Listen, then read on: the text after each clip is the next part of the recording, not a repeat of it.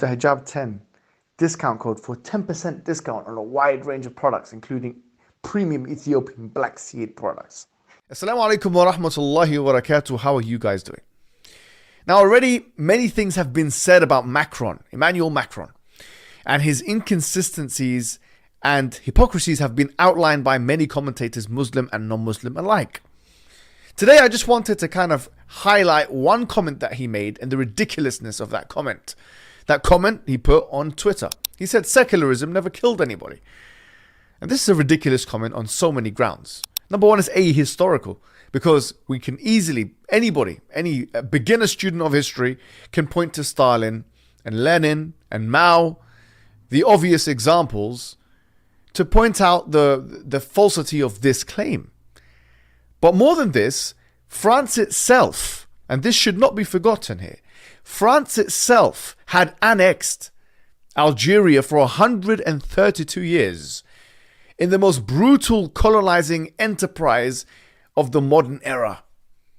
In this time, 1 million people were killed and martyred from the Algerian population.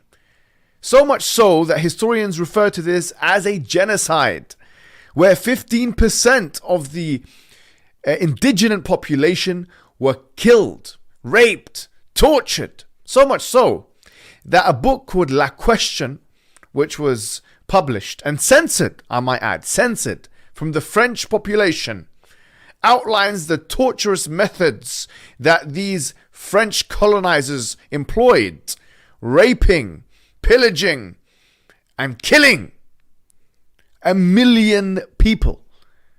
1 million people. Can you imagine?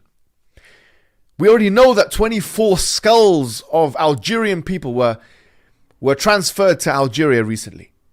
But do you know that in books like La Question, which was censored once again from the French population, such torturous methods as putting military equipment in the private parts, the penises of men, and mutilating such private areas, and shoving instruments into the private parts of Muslim women was done? Raping, killing, torturing, mutilating.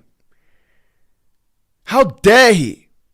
How dare he, from just a historical perspective, come out with this claim? Secularism has never killed anybody. Now, am I attributing this to the pure political philosophy which is referred to as secularism? No. Because secularism doesn't necessarily lead to these kinds of things. But my point is this: secularism is not incompatible with authoritarianism, dictatorship, or even Nazism. Now, this is my claim. Secularism, which merely proposes a separation between church and state, between the religious order and the political order, doesn't necessitate that people are tortured and colonized in this way, in an expansionist and power-hungry way, but it does allow it. It's compatible with these things. Because if one believes in a political philosophy, like Nazism, for example, and one is secular at the same time, then there is no contradiction in the minds of those authoritarians, of those dictators, of those brutal, monstrous men, of which some of Macron's predecessors are some of. These monstrous men, colonizers, secularists, they don't see any contradiction between coupling the political philosophy, which is secularism, with those notions. So when Macron says secularism hasn't killed anybody, he is vomiting nonsense. He is talking rubbish. And quite frankly, he needs to be educated more than he already is. Now, as the weasel that he is, Macron the weasel, he is going back to those Muslim countries, asking them to stop the boycott. But we're not going to stop the boycott. I don't drink Evian anymore. I don't drink that. And I think the Muslims in the UK, the US, and the West have stopped drinking Evian. Because the only Evian we remember is the Evian conference in 1962, where finally the Algerians were allowed their independence 58 years ago. And that is what we will remind you of in terms of Evian.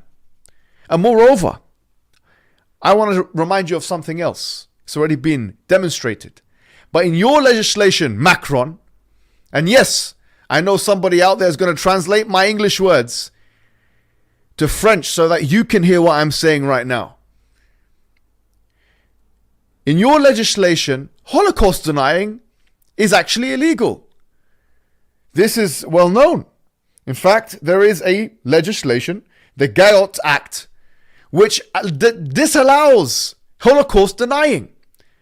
Now, wait a minute. The question is, why is freedom of speech impeded in this instance? If your entire pretext here is that freedom of speech should not be impeded and therefore the drawing of offensive cartoons should be allowed, then what about offense to another minority group? Because if I ask you, do you agree with the fact that there's a legislative injunction which stops people from denying the Holocaust? You would have to agree with the legislation, otherwise you'd have to oppose it. Now, do you oppose it? Do those individuals who are so proudly putting up pictures of the prophet, so-called prophet, which actually is a figment of their imagination, are those individuals also happy to say, yes, we will allow Holocaust denial, but not only that, but mocking the Holocaust as well? How about that? Because look, if we want to use freedom of speech as a pretext for all offensive actions towards minority groups, and not only minority groups, any group, then the question is, how far are you willing to push the envelope?